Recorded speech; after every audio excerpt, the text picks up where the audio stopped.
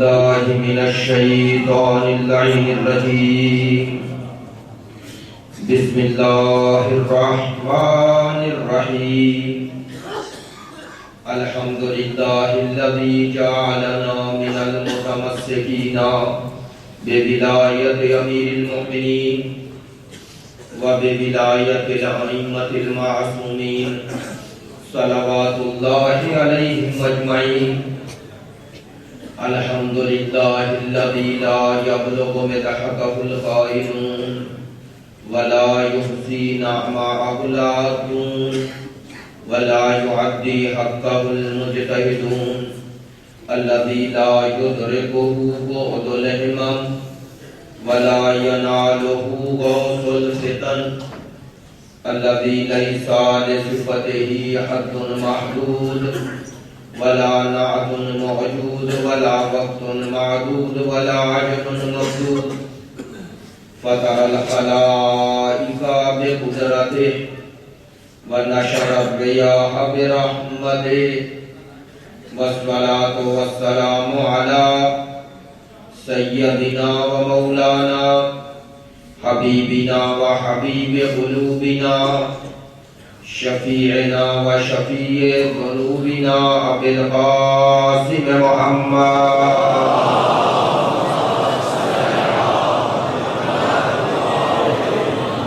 وآله الطيبين الطاهرين المعصومين المظلومين الذين أذهب الله عنهم الرجس وطهرهم تطهيرا.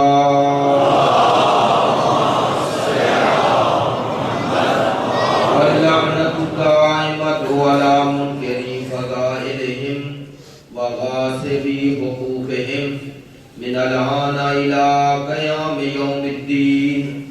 أما بعد فقد قال رسول الله صلى الله عليه وآله وسلم: إني تارك فيكم الثقلين كتاب الله وعترتي أهل بيتي ما إن تمسكتم بهما لن تضلوا بعدي أبدا ولن يفترقا حتى يرد علي الحوض. رب اشرح لي صدري ويسر لي أمري واحلل عقدة من لساني يفقهوا قولي.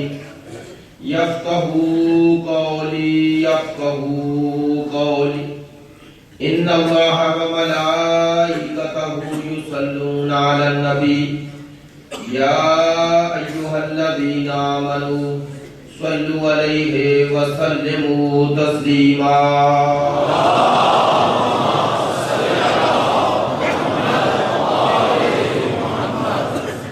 واجب الاحترام معزز مکرم عزاداران سید الشہداء محبان اہل بیت پیروان مکتب ولایت عاشقان مکتب شہادت، سلسلہ گفتگو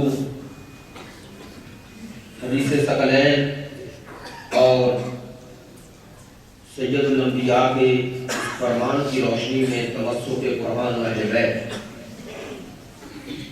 گزشتہ 2 دنوں میں یہ عرض کرنے کی کوشش کی ہے کہ حدیث ثقلین ان احادیث میں سے نہیں ہے جس کا تعلق صرف فضیلت اہل بیت کو بیان کرنا. اس حدیث کا تعلق منصب و مقام اہل بیت سے ہے کہ اس امت میں سید الانبیاء کے بعد اہل بیت کا منصب کیا ہے.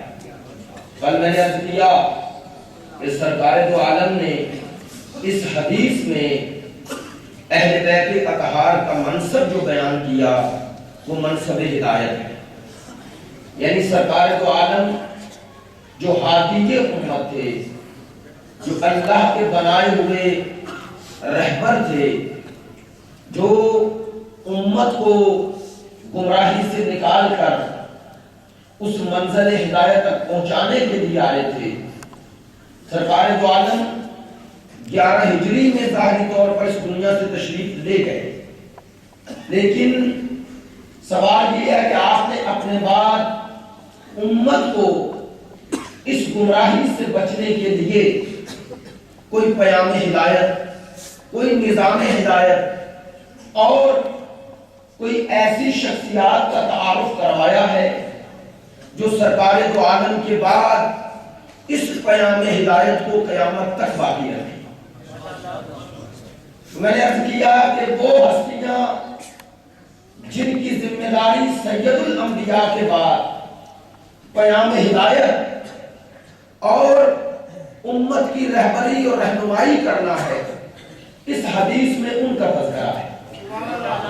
یہ حدیث امت پر حجت بالغہ ہے کہ قیامت تک کوئی انسان خدا اور خدا کے رسول کے سامنے بروز قیامت یہ عذر یہ بہانہ پیش نہ کر سکے کہ میں اس لیے گمراہ ہو گیا کہ سرکار نے اپنے بعد گمراہی سے بچانے والوں کا تعارف نہیں کروایا. یہ امت پر ایک اتمام حجت ہے کہ میرے بعد یہ پیام ہدایت اور یہ ہادیان الہی کا سلسلہ قیامت تک باقی رہے گا. اسی لیے میں نے آج سے 2 سال پہلے جب امامت پر گفتگو تھی تو ایک جملہ کہا تھا. میں نے کہا تھا کہ اس کائنات کا آغاز ہادی سے ہوا ہے. اللہ نے جو پہلا انسان اس روئے زمین پر بھیجا وہ اپنا نمائندہ بنا کے بھیجا. وہ خلیفۃ اللہ ہے، وہ انسانوں کی ہدایت کرنے والا ہے. اس کے بعد ہدایت پانے والے آئے. یعنی وہ خدا اتنا رحمان، اتنا رؤوف، اتنا رحیم ہے انسانوں پر، اور وہ اتنا عادل ہے کہ وہ پہلا انسان جو اس روئے زمین پر بھیجتا ہے جب دنیا میں کوئی انسان نہیں تو وہ انسان ہدایت پانے والا نہیں ہوتا، وہ ہدایت کرنے والا ہے. کیوں؟ تاکہ قیامت تک کوئی ایک انسان بھی اپنی گمراہی کا عذر خدا کے سامنے یہ کہہ کے پیش نہ کر سکے کہ میں اس لیے گمراہ ہو گیا کہ میں ہدایت پانا چاہتا تھا لیکن ہدایت کرنے والا کوئی نہیں تھا.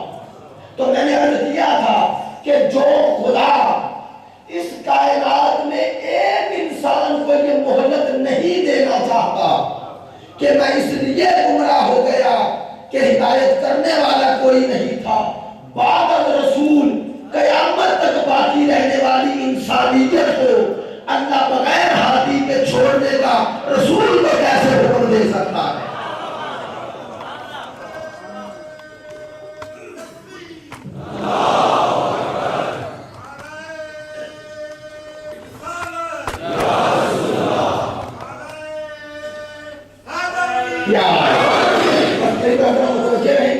انشاءاللہ تاکہ گفتگو آپ تک پہنچے گا. ایک منٹ، ایک سلوات بلند آواز سے پڑھ لیں.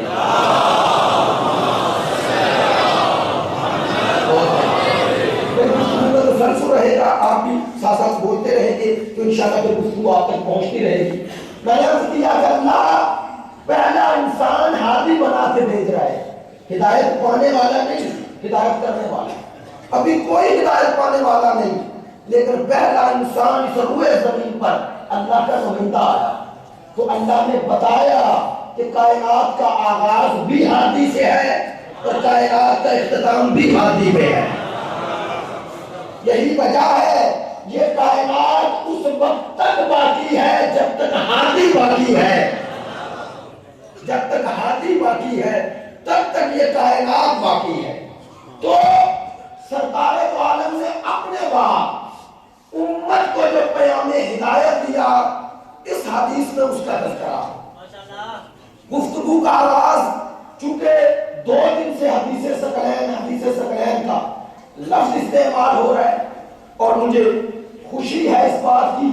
آج ایک دوست کا فون آیا، انہوں نے کہا کہ میرے چند دوست ہیں جو تشیع سے نہیں تعلق رکھتے، ہمارے بھائی ہیں، مسلمان ہیں، وہ تشریف لا رہے ہیں تو ہم تمام مسلمان بھائیوں کو خوش آمدید کہتے ہیں. اس کے بعد رات بھی اعلان ہوا کہ نیٹ کے ذریعے تقریباً یہ پوری دنیا میں ہماری آواز جا رہی ہے.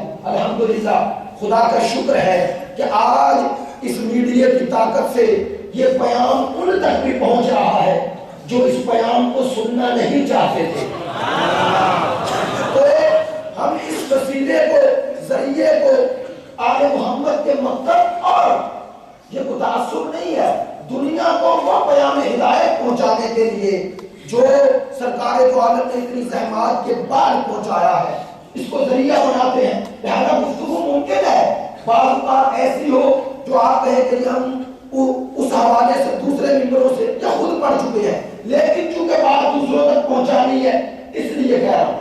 حدیث ثقلین وہ حدیث ہے, دیکھیے کسی حدیث کی نسبت سرکار کی طرف اس وقت تک اس نسبت کو ہم صحیح نہیں کہہ سکتے جب تک اس نسبت کی تحقیق نہ ڈالیں. مثلاً حدیث رسول جو رسالت مآب کی طرف منسوب کی جا رہی ہے, پہلا مرحلہ یہ ہے کہ آیا یہ نسبت ثابت بھی ہے, اس حدیث کو حدیث رسول کہنا اور پھر صحیح حدیث سمجھنا یہ تب ممکن ہے جب یہ پایا اس بات کو پہنچ جائے کہ یہ واقعی سرکار کا فرمان ہے.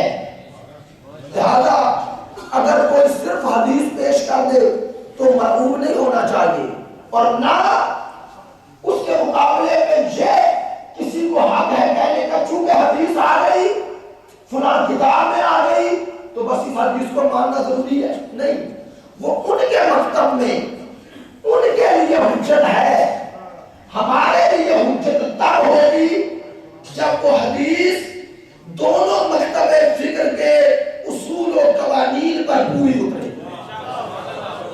الحمدللہ ہمارا یہ اعلان بھی ہے اور ہماری عملی روش اور طریقہ کار بھی یہی ہے. ہم اپنے مکتب کے اس بات کے لیے جو دلائل جو احادیث پیش کرتے ہیں اس کی تائید صرف ہمارا مذہب نہیں کرتا, جیسے ہمارے مذہب میں وہ احادیث پائے ثبوت کو پہنچی ہیں ویسے دوسرے بھی ان احادیث کو ویسے ہی مانتے ہیں جیسے ہم مانتے ہیں. جیسے ہم مانتے ہیں جیسے ہم مانتے ہیں. تو سب سے پہلا مرحلہ کہ جو حدیث پیش کی گئی اس کا مقام علم حدیث میں کیا ہے, تو دیکھیے اب عالم اسلام نے کتب احادیث کی تقسیم کی ہے, یعنی ان کے ہاں بھی تمام کتب احادیث ایک جیسی نہیں. میری بات کا توجہ فرمائیں گے آپ, تمام کتب احادیث ان کے ہاں بھی ایک جیسی نہیں, درجہ بندی ہے. درجہ بندی ہے. درجہ بندی میں بعض احادیث کی کتابوں کا مقام بعض سے بلند ہے, لیکن ان کے مکتب میں جو احادیث کی صحیح ترین کتابیں انہوں نے انتخاب کی وہ 6 کتابیں کہا, صحاح ستہ, 6 صحیح کتابیں. پھر ایک اور بات, ان 6 کتابوں میں سے بھی پھر انہوں نے کہا 2 کتابیں ایسی ہیں جو صحیح ترین ہیں, لیکن ایک بات ذہن میں رہے, ان کا بھی یہ دعویٰ نہیں کہ جتنی صحیح احادیث ہیں وہ ان کتابوں میں آ گئی, نہیں, لیکن یہ دعویٰ ضرور ہے ان کا کہ جو ان کتابوں میں 2 میں ہے وہ سب صحیح ہے. توجہ فرمائیے آپ, پھر دوہرا دیتا ہوں, ان کا یہ دعویٰ نہیں کہ جتنی صحیح احادیث ہیں وہ صحیح بخاری اور مسلم میں آ گئی, لیکن یہ دعویٰ ضرور ہے کہ ان 2 کتابوں میں جتنی حدیث ہے وہ صحیح ہے. بس آپ تک یہ بات پہنچ گئی. تو اب سب سے پہلا مرحلہ کہ آیا حدیث ثقلین علم حدیث میں ہمارے برادران کے نزدیک اس کا مقام کس حدیث کی جگہ پر ہے, یہ کن احادیث کی کتابوں میں ہے. توجہ, عام کتابوں میں, اگر عام کتابوں میں ہو تو پھر ان کے پاس بھی گزر ہے کہ بھئی یہ تو عام حدیث کی کتاب میں آ گئی. اگر ایسا ہوتا تو ہم مان جاتے. توجہ فرمائیں گے, لیکن یہ ہے معجزہ حقانیت آل محمد.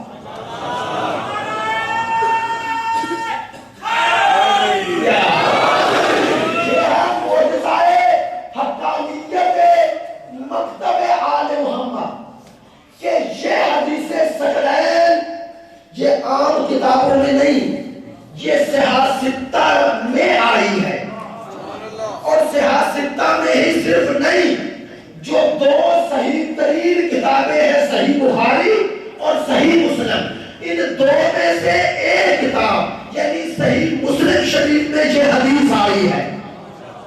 نہیں، ایک اور بات عجیب بات ہے کہ حدیث من کنت مولا فہذا علی المولا بخاری نے نقل نہ کی، صحیح مسلم شریف والا اس سے گزر گیا، اس کو تفصیل سے ذکر نہ کیا، لیکن حدیث ثقلین وہ ہے جو صحیح مسلم میں تفصیل کے ساتھ ہے۔ یہ باتیں سنیں، یہ ضروری ہے۔ میرے نوجوان بھائی جو یونیورسٹی سے آ رہے ہیں، مجھے پتا ہے رات مجھے ٹیکسلا سے ایک نوجوان ملے، دوسری یونیورسٹی سے آ رہے ہیں، پڑھے لکھے لوگ آ رہے ہیں، یہ باتیں آپ تک پہنچنی چاہیے، اسے مناظرہ نہ سمجھیں، یہ حقائق ہے، ہمارے پاس دلائل ہونے چاہیے، ہمیں پتہ ہو میڈیا کا دور ہے، یلغار ہے مکتب آل محمد پر سوالات کی، ان کا جواب ہونا چاہیے۔ تو میں نے عرض کیا یہ حدیث صحاح ستہ میں ہے، صحاح ستہ میں سے بھی صحیح ترین دو کتابوں میں سے ایک کتاب میں ہے، اور اتنی تفصیل کہ میں نے آج ہی کے روایت کا جو پس منظر پڑھا، عجیب پس منظر ہے۔ حضرت زید بن ارقم صحابی رسول، اب آخر عمر ان کی عمر کے آخری حصے میں ہے، ضعیف ہو چکے، کچھ لوگ ان سے ملاقات کے لیے آتے ہیں، ملاقات میں مختلف چیزوں کا تذکرہ ہوتا ہے، تذکرہ ہوتے ہوتے ایک ملنے والا سوال کرتا ہے حضرت زید سے کہ آپ ہمیں کوئی سرکار دو عالم کے آخری حج کے بارے میں کچھ بتائیں۔ اب یہ صحابی رسول واقعہ بیان کرنے سے پہلے ایک عذر پیش کرتے ہیں، کہتے ہیں میں عمر کے اس حصے میں ہوں، کچھ مجھے یاد ہے، بہت کچھ بھول گیا، بس جتنا بیان کروں اسی پر اکتفا کر لینا۔ یعنی ان کا یہ اقرار بتا رہا ہے کہ واقعے میں بہت کچھ ہے، یہ بتا رہا ہے کہ واقعے میں بہت کچھ ہے، یا مصلحتاً چھپا رہے ہیں، یا ڈر کے چھپا رہے ہیں، یا یہ اپنے ضعف کا اقرار کر رہے ہیں۔ کیا فرماتے ہیں؟ فرماتے ہیں جو بیان کروں کافی سمجھ لینا۔ کہتے ہیں ہم رسالت مآب کے ساتھ آخری حج کرتے، جب مقام غدیر خم پہ پہنچے اور کہتے ہیں یہ خم وہ چشمہ ہے جہاں پر آ کر سارے حاجی اپنے اپنے گھروں کو جانے والے تھے، کہتے ہیں یہی وہ جگہ ہے جہاں رسول نے سارے قافلوں کو ٹھہرا دیا۔ کل میں نے ایک جملہ پرسوں کہا تھا، سنیے، میں نے کہا رسالت مآب نے یہاں منصب اہل بیت کا چونکہ اعلان کرنا تھا، لہذا ذریعہ ایسا اپنایا کہ یہ منصب امامت، ولایت اور یہ منصب ہدایت کا پیغام سرکار چاہتے تھے ہر گھر تک پہنچے، لیکن ذریعہ کیا اپنایا؟ یہ ہے حکمت رسول۔ سرکار نے ایسی جگہ روکا جہاں سے سب اپنے اپنے گھروں کو جانے والے ہیں۔ دیکھیے آج بھی یہ ہے چیز کہ آپ نے کہیں باہر والے ملک سے آنا ہو نا، اور آپ فون کر کے، سہولت آپ فون کر کے بتا دیتے ہیں میری فلائٹ کا یہ ٹائم ہے، اور خدا کرے وہ فلائٹ بھی ہے کہ نہ، پھر بتا دیتے ہیں کہ اس ٹائم میں پہنچ جاؤں گا، اور بعض لوگ اس ٹائم سے ایئرپورٹ پہنچ جاتے ہیں نا، زیارات سے آ رہے ہیں، حج سے آ رہے ہیں، آپ منتظر ہیں، ٹائم دیکھتے ہیں، ادھر جو ٹائم بتایا گیا گھڑی پہ آپ کی نظر ہوتی ہے، اگر وقت پہ آ جائے حاجی یا زائر آپ کوئی سوال نہیں کرتے کیونکہ وقت پہ پہنچ گیا۔ اگر 1 گھنٹہ 2 گھنٹے 3 گھنٹے 4 گھنٹے 5 گھنٹے لیٹ ہو جائے تو اترتے ہی سوال یہ نہیں ہوتا حج کیسا گزرا، سوال یہ ہوتا ہے دیر کیوں ہو گئی۔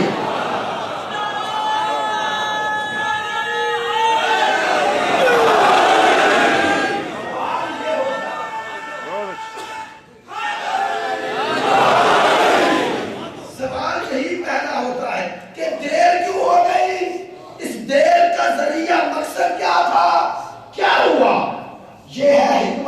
اللہ رسول اللہ اکبر. یہ ہے اس پیام کی اہمیت. رسول نے روکا جیسا میں نے پڑھا ہے. پہلے رسول نے طویل خطبہ دیا, خطبہ دینے کے بعد روکا اور لوگوں سے کہا کہ علی کے خیمے میں جاؤ اور علی کو مبارکباد دو. مبارکباد کمال کی نہیں ہوتی, منصب کی ہوتی ہے.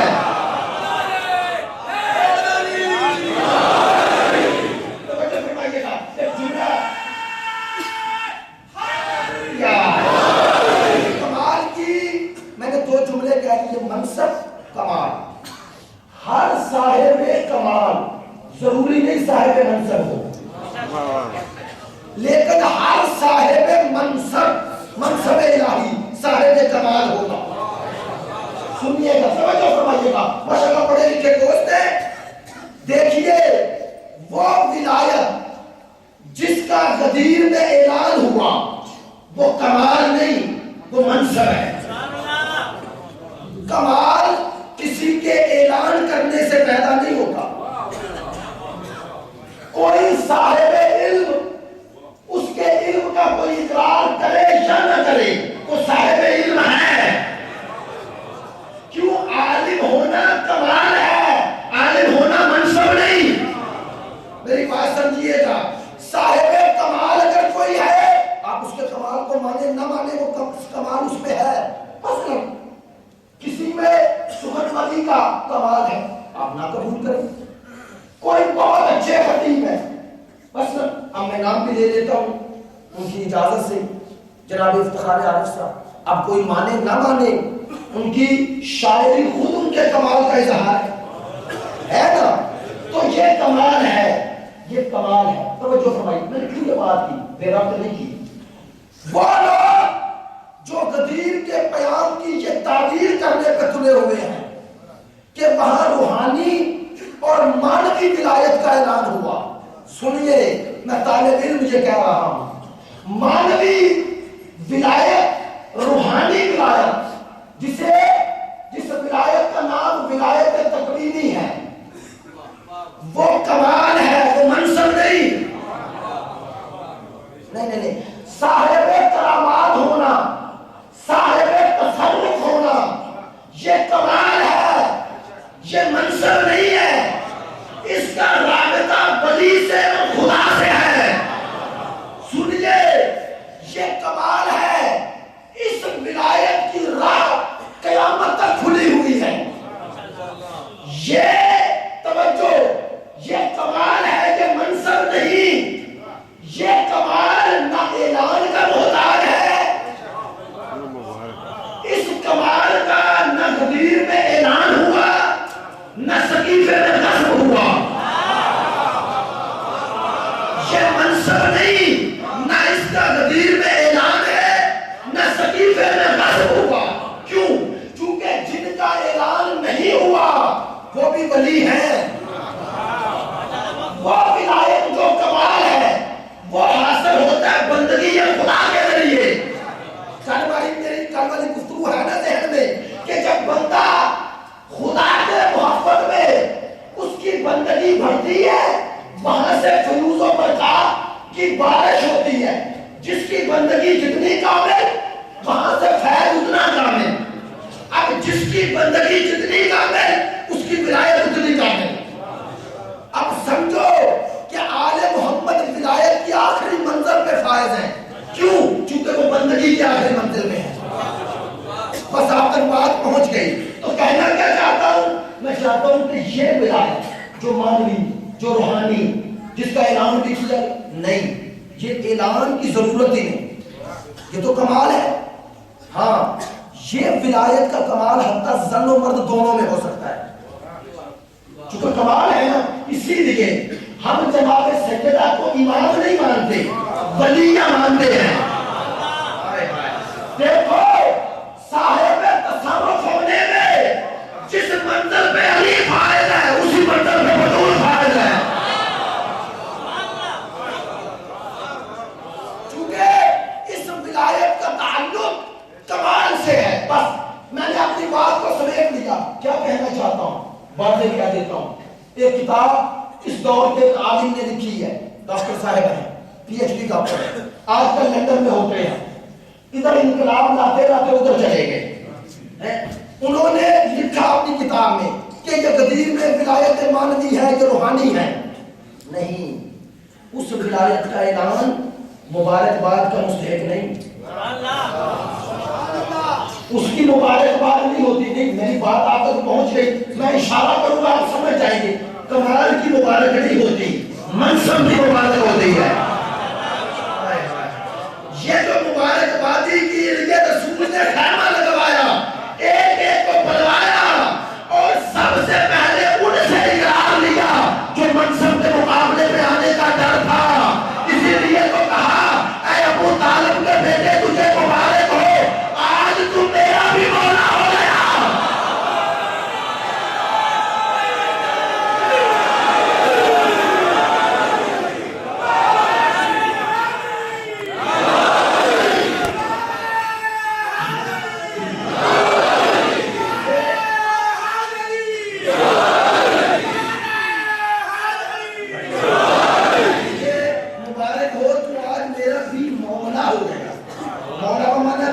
تجھے ولایت روحانی مل گئی نہیں, تجھے یہ منصب مل گیا. بس سمجھو, میں اب بات کو نتیجہ دیتا ہوں, بات ایسے نہیں کی. اب سمجھیے, یہ منصب ولایت جس کا قدیر میں اعلان ہوا, یہ منحصر ہے 12 میں. ولایت کو مانا کمال, جو ولیان خدا ہیں وہ ہزاروں ہوں گے, لیکن وہ ولایت جو منصب ہے وہ صرف 12 میں رہے گا.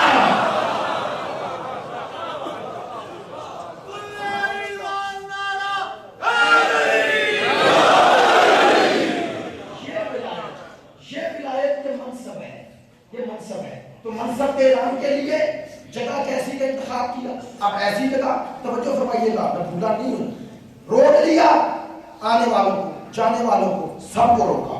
خطبہ تھا, خطبے کے بعد مبارکباد. مجھے نہیں پتا, چونکہ میں ایسے ہی کہہ دوں, آپ نے کوئی سوال کر لے, مجھے نہیں پتا کتنی دیر لگی. میرے بزرگان, میرے اساتذہ بھی یہاں تشریف فرمائے, میں نام نہیں لیتا, وہ پسند نہیں کرتے ہیں, ان کی موجودگی میں یہ جسارت بھی ہے. مجھے نہیں پتا کتنا وقت لگا, لیکن وقت لگا بھائی, تھوڑا وقت نہیں لگا, بہت وقت لگا. سرکار نے پلانے لیے, پھر ان پلانوں کو واپس دیا, خطبہ دیا, مبارکبادی دی. چلو یہ تو ماننا پڑے گا کہ پورا دن وہی رہ گئے نا.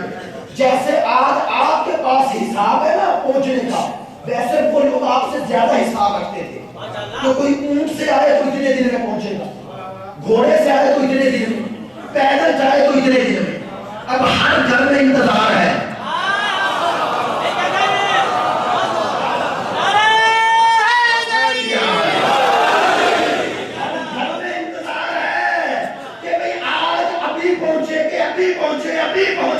اب 1 گھنٹہ, 2 گھنٹے, 3 گھنٹے, 4 گھنٹے, 5 گھنٹے, ہر گھر میں ہر حاجی لیٹ پہنچا. اب کسی نے سوال یہ نہیں کیا حج کیسا رہا, آپ بتاؤ دیر کیوں ہو گئی.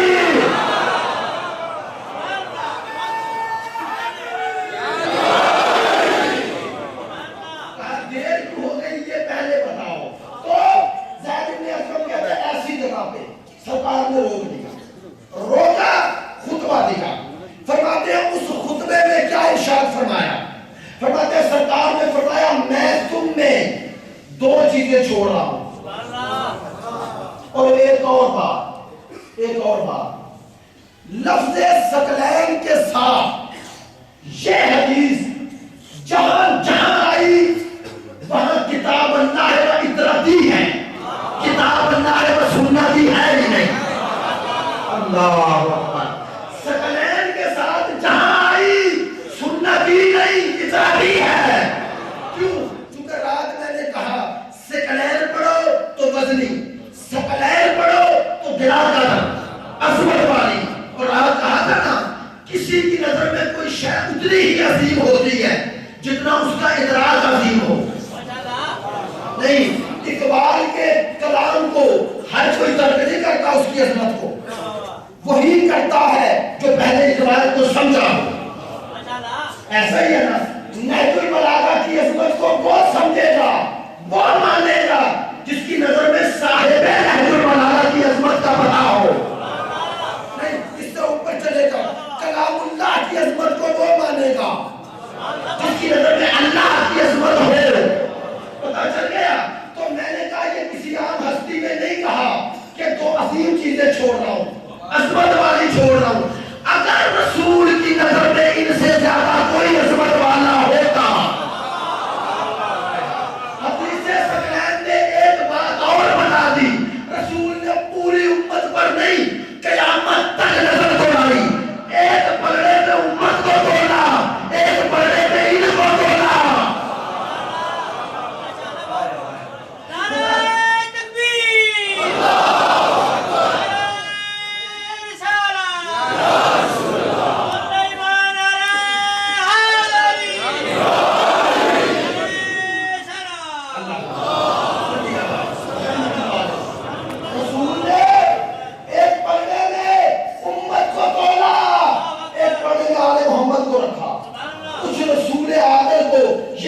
وزنی نظر آئے. پوری امت کا حساب ایک تھا اور ان کا حساب ایک تھا. ان کا حساب ایک تھا, ان کا امت سے حساب دلانا ہے. آگے انشاءاللہ مجالس آئے اس میں بتاؤں گا خود آل محمد نے جو اپنا تعارف کرایا. لیکن آج اسی ضمن میں گفتگو کو سمیٹتا ہوں. میرے دوستو, پہلی بات یہ حدیث صحیح مسلم میں آ گئی. توجہ فرمائیے, صحیح ترین کتاب میں جامع ترمذی میں ہے. وہاں تو عجیب بیان ہوا ہے جو طریقہ کار کہ صحابی رسول خود بیان کرتے ہیں. کہتے ہیں کہ سرکار دو عالم ناکہ پہ سوار تھے اور بلند آواز سے کہہ رہے تھے, بلند آواز سے, لوگوں میں تم میں دو چیزیں چھوڑ رہا ہوں. دو چھوڑ رہا ہوں. دو نہیں, میں رکوں گا نہیں تاکہ وہ بالکل ہی مناظرہ نہ ہو جائے.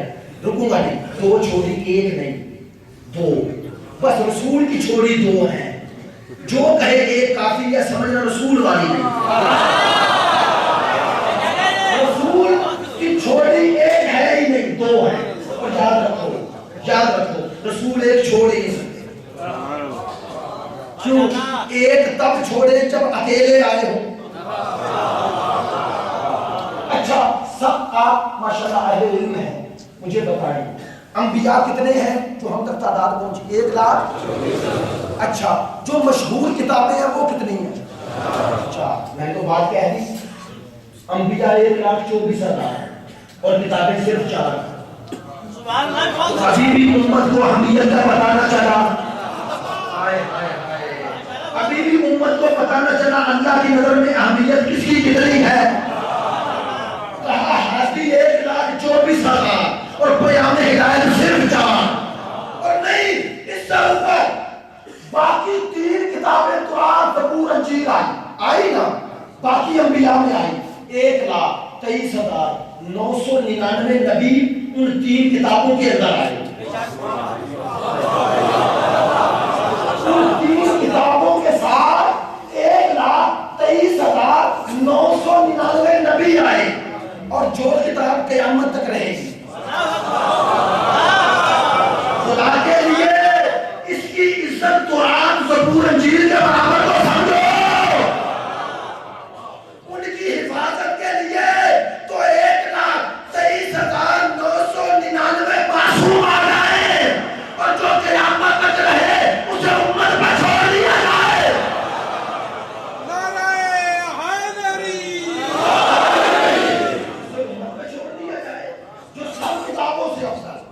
جو سب کتابوں پہ جس کی محائمن, یہ بھی آگے بیان کروں گا, جو سب کتابوں پہ مسلط اسے ایسے چھوڑ دیا جائے. اچھا, اور بات آسان کرتا ہوں اپنے نوجوان بھائیوں کے لیے.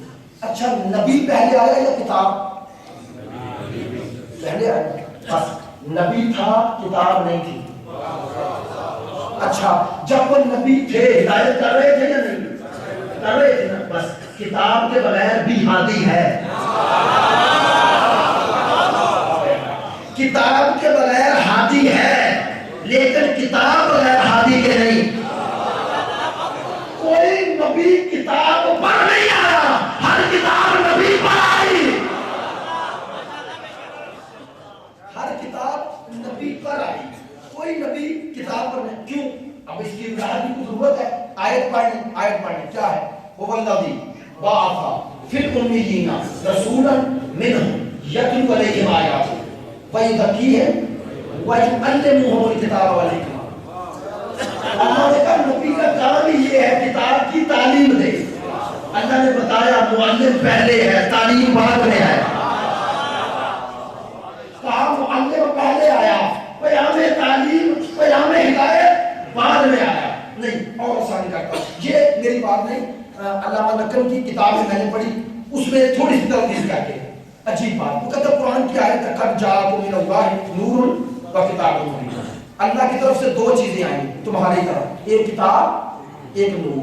توجہ یہ بھی ترتیب ہے قرآن کی, نور پہلے کہا کتاب بعد میں. حالانکہ یہ جو واو ہے نا واو, یہ واو عاطفہ ہے یعنی اور کے معنی میں. ہم اردو میں بھی اور عربی میں بھی کوئی اس کا لحاظ نہیں رکھا جاتا جو پہلے آیا پہلے ذکر کروں. مثلا میں اگر یہاں پر خبر دینا چاہوں آپ کو, میں نے کہا جی فلاں آئے اور فلاں آئے, ممکن ہے جس کا بعد میں نام لے رہا ہوں وہ پہلے آیا ہو, ممکن ہے جس کا بعد میں نام لے رہا ہوں وہ پہلے آیا ہو, لیکن قرآن کی یہ نزاکت ہے قرآن نے اس کا پہلے نام لیا جو پہلے آیا ہے, جو بعد میں آیا اس کا بعد میں نام لیا. اللہ نے کہا میری طرف سے دو چیزیں آئیں, ایک نور ایک کتاب مبین, تاکہ دونوں کی اہمیت لوگوں کی سمجھ میں آ جائے. دیکھیے اب میں ایڈ کر رہا ہوں, میں کہتا ہوں نور اور کتاب دو چیزیں آئیں, دو چیزیں آئیں. اچھا یہ نور روشن ہے, حالانکہ اس نور کو اس نور سے کوئی نسبت نہیں, سمجھانے کے لیے وہاں نور کا معنی ہدایت کہہ رہے, ہادی پہلے آیا پیام ہدایت بعد میں آیا. توجہ فرمائیے گا, یہ روشن ہے نا, لائٹ روشنی دے رہی ہے یا نہیں دے رہی. ابھی میرے پاس کتاب ہے نہیں ہے نا, پھر بھی یہ روشنی دے رہی ہے. آپ نے کتاب بھی قرآن مجید دیا میرے سامنے رکھا, درمیان سے کھولا, میں حافظ تو نہیں, سامنے رکھا, کہا صحابہ سے پڑھیے. جیسے میں پڑھنے لگا یہ لائٹیں چلی گئی, بجلی چلی گئی. اب میری آغوش میں قرآن ہے, ہاتھوں میں ہے, لیکن میں نہیں پڑھ سکتا. میری آغوش میں ہے لیکن میں پڑھ نہیں سکتا. آپ نے ضد کی 11 سال تم پڑھے ہو, پڑھو. میں نے کہا کیسے پڑھوں, کہا کیسے ہے کیا, سامنے ہے پاس ہے. میں نے جواب یہ دوں گا کیسے پڑھوں جس روشنی میں پڑھنا ہے. امت کے آغوش میں کیا, اگر قرآن حفظ بھی کر لے فائدہ نہیں دے گا جب تک وہ نور کی روشنی میں نہ پڑھو گے جو رسول دے گیا.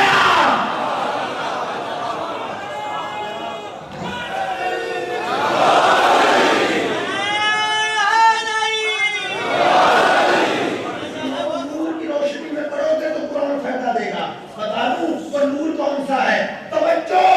رسول نے کہا جب تک میں ہوں اس نور کا نام ہے رسالت, اور جب میں چلا جاؤں تو اس نور کا نام ہے ولایت. اس نور ولایت و امامت کی روشنی میں قرآن فائدہ دے گا. نہیں اب میں کوئی دور تو نہیں ہوں, وہ بات بھی کرنا ضروری ہے. مجھے خود اطمینان نہیں ہوتا, خود میں مطمئن نہیں ہوتا, اور وہ خود محسوس کرتا ہوں کہ بات صرف اس حد تک تو نہیں رہنی چاہیے. عزیزو آج قرآن سب کے پاس ہے, نور نہیں. آج بھی قرآن سے ہدایت وہی دے رہے ہیں جو نور ولایت کی روشنی میں قرآن پڑھ رہے ہیں. آئے ہائے, دنیا میں 58 ملک ہیں, 57 کے پاس قرآن ہے لیکن بغیر نور کے. ایک ہے جنہوں نے ولایت سے قرآن لیا. جب ولایت کے سائے میں قرآن آئے گا تو قرآن کی عظمت باقی رہے گی, قرآن کی عزت باقی رہے گی, قرآن کی روح باقی رہے گی. اچھا اب دو باتیں آپ سے کروں. رسول نے کتنی چیزیں چھوڑی, قرآن اور اہل بیت دونوں چھوڑے نا, کا ایک نہیں دو ہیں, دونوں کو اہمیت برابر دینی ہے. انشاءاللہ جب تمسک قرآن اور اہل بیت اس حوالے سے گفتگو کروں گا, اس میں میرا موضوع انشاءاللہ 2 یا 1 دن جتنے دن بھی ممکن ہوا یہ بیان کروں گا. عظمت قرآن کیا ہے, عظمت تلاوت قرآن کیا ہے, عظمت فہم قرآن کیا ہے. قرآن قلب کا نور ہے, اور قرآن اسی دل میں ٹھہرتا ہے جس دل میں ولایت ہو, اور ولایت اسی دل میں آتی ہے جس دل میں قرآن ہو. ان میں تضاد, جو تضاد کرے گا دونوں چھوٹ جائیں گے. نہیں، جو ولایت اور قرآن میں ایک کا انتخاب کرتا ہے نا، ایک نہیں رہتا، دونوں چھوٹ جاتے ہیں۔ یہی وجہ ہے جنہوں نے ولایت کو چھوڑ کر قرآن کے پیچھے لگے، میں نتیجہ دے رہا ہوں، جو ولایت کو چھوڑ کے قرآن کے پیچھے لگے وہ خارجی بن گئے۔ جو ولایت کو چھوڑ کے قرآن کے پیچھے دوڑے خارجی بن گئے، اور جو قرآن کو چھوڑ کے ولایت کے پیچھے صرف چلے وہ نصیری بن گئے۔ چونکہ یہ دونوں میں تضاد نہیں ہے، شریعت اسی کا نام ہے، ایک ہاتھ میں قرآن ہو اور ایک ہاتھ میں معصوم کا فرمان ہو۔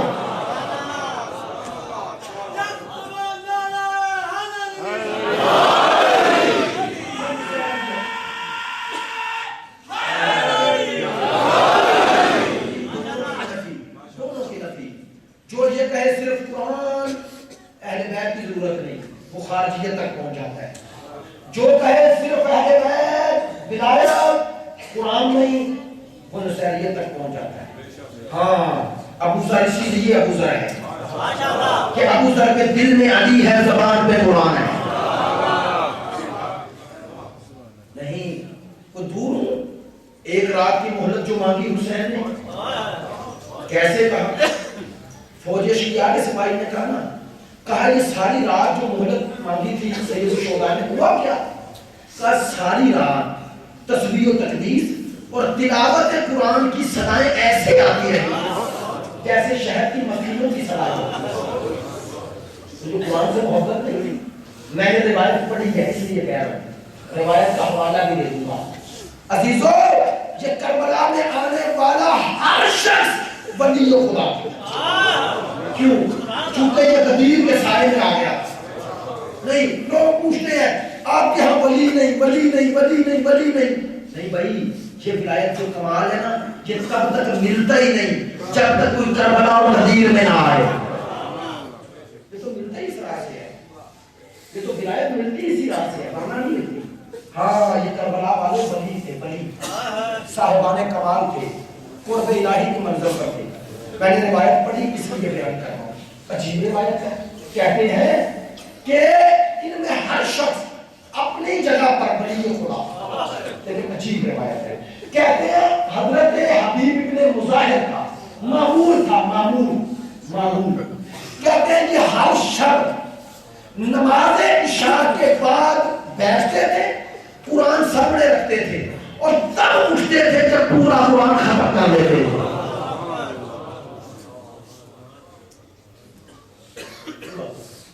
اور حضرت ابراہیم ہمدانی کے بارے میں کیا کتاب میں پڑھیں، مسلم ابن اوسجہ، یہ کوئی معمولی اصلیت تھی؟ خدا کی قسم ایک جملہ کہہ رہا ہوں، ماشاءاللہ آپ سے زیادہ معنویت کون سمجھے گا۔ میرے معصوم امام نے فرمایا کہ کربلا کے بعد کہا شیعت یا خاموش ہو گئی یا ختم ہونے کے قریب تھی، امام کا فرمان ہے۔ فرمایا 4 بندے تھے جنہوں نے شیعت کو زندہ کیا، زرارہ، محمد بن مسلم، معاویہ بن عدلی اور ابو بصیر۔ 4 بندے تھے جنہوں نے شیعت کو زندہ کیا۔ میں نے یہ روایت پڑھی، لیکن جو میں سمجھاؤں تحلیل کرتا ہوں، جو میں سمجھا، خدا کی قسم ان 4 کا کردار اتنا وزنی تھا کہ پوری دنیا میں ان کی وجہ سے شیعت پہنچ گئی۔ جب آگے چلوں گا بتاؤں گا، روایات سے بتاؤں گا۔ آپ کے پاس ائمہ کے بعد ایسے روشن کردار ہے، لوگوں نے کہا ہمیں پتا ہے یہ شیعہ ہے، اور کہا غالی شیعہ مراد یہ ہوتی تھی کہ جو خلافت کا انکار کرتا ہے، خلفائے ثلاثہ کا، کہا ہے شیعہ لیکن ہے سچا۔ انہوں نے کہا اس میں صرف یہ عیب ہے کہ یہ شیعہ ہے، باقی کوئی عیب نہیں۔ یہ ہے آپ کی شیعت ایسے نہیں پہنچی، انہوں نے شیعت تلوار سے نہیں پھیلائی، دربار سے نہیں پھیلائی، کردار سے پھیلائی۔ یہ مکتب دربار سے نہیں بنا، اگر درباروں میں پروان چڑھتا تو آپ کے پاس بھی فتاوی عالمگیر ہوتا۔ آئے آئے آئے آئے، آپ کے پاس بھی فتاوی عالمگیر ہوتا اگر درباروں سے مذہب پروان چڑھتا۔ یہ درباروں میں نہیں چڑھا، یہ زندانوں میں پروان چڑھا، یہ بازاروں میں پروان چڑھا، یہ میدانوں میں پروان چڑھا۔ یہ کربلا والوں کا کردار ہے۔ بس اللہ تعالیٰ ہے، میں میں چاہتا ہوں تحریر نہیں قائم رہے جو جو مسائل کی کامت کا، اگرچہ یہ کربلا کا مسافر کل اپنی منزل پہ پہنچ گئے، لیکن اس سے محبوب مسائب آج پڑھ دیتا ہوں۔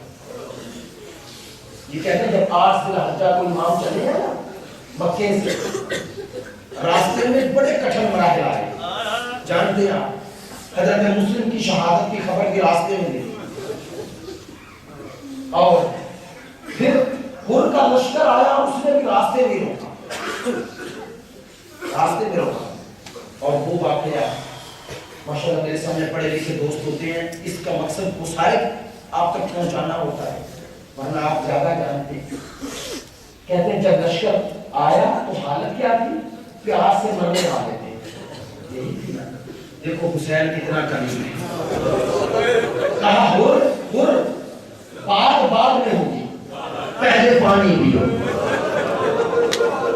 روایت کے جملے ایسے ہی کہہ رہا، امام نے کہا عباس جی مولا، اکبر جی بابا، قاسم جی چچا، کہا یہ پانی کے مشکیزے لوگ، انہیں صرف نہیں ان کے جانوروں کو بھی پلاؤ، اور کہا ایک دفعہ نہیں 2 دفعہ برتن رکھو، جب تک جانور پی کر 2 دفعہ اپنا رخ اٹھا نہ لے۔ اور ایک خود روایت کرتا ہے اس لشکر کا شخص، کہتا ہے پیاس کی شدت سے میرے ہاتھ کانپ رہے تھے، بار ہوتا ہے کہا پیاس کی شدت سے میرے ہاتھ کانپ رہے ہیں، پانی پینا چاہتا ہوں، ہاتھ کانپتے یا پانی گر جاتا ہے، پی نہیں پاتا۔ فرزند زہرا دور سے دیکھ رہے، اٹھے مشیزہ لیا، اپنے شانے پر مشیزہ رکھا، یوں اپنا جلو لیا، اس کے منہ کے قریب لیا۔ فرزند زہرا کہتا ہے جتنا پینا چاہتا ہے پینے پلانے والا ہو جائے گا۔ یہ حسین کی فضیلت ہے، یہ حسین کی فضیلت ہے۔ فزادہ کرو، یہ قافلہ، یہ مسافر چلا، کل 2 محرم اس جگہ پہنچا جہاں نانے کا حکم تھا۔ کہتے ہیں سواری رک گئی، سواری بدلی گئی، آگے نہیں بڑھتی، پھر بدلی گئی، آگے نہیں بڑھتی، پھر بدلی گئی، جیسا کہ روایات میں ہے 7 سواریوں کو تبدیل کیا، لیکن سواری ایک قدم بھی آگے نہیں بڑھاتی۔ کہا یہ تو نزدیک لوگ ہیں، یہ بلا کے لاؤ، بلا کے لائے، کہا بتاؤ اس جگہ کا نام کیا ہے؟ کسی نے کہا نینوا، کسی نے کچھ نام بتایا، شط العرب بتایا، ایک بزرگ نے کہا اس کا نام کربلا ہے، کہا ہاذا کرب و بلا، یہ کرب و بلا کی سرزمین ہے، عباس ہمارے خیمے یہی لگیں گے، مولا یہ تو صحرا ہے، یہ تو جنگل ہے، یہ تو بیابان ہے، کہا تجھے معلوم نہیں یہ صحرا جنت بننے والا، قیامت تک یہ عاشقوں کی سرزمین بننے والی ہے، کہا عباس یہی خیمے لگیں گے، لیکن حسین تیری عظمت کو سلام، کہا بتاؤ یہ زمین کس کی ہے؟ ایک ضعیف آگے بڑھا، کہا ہماری زمین ہے۔ حسین ابن علی نے 7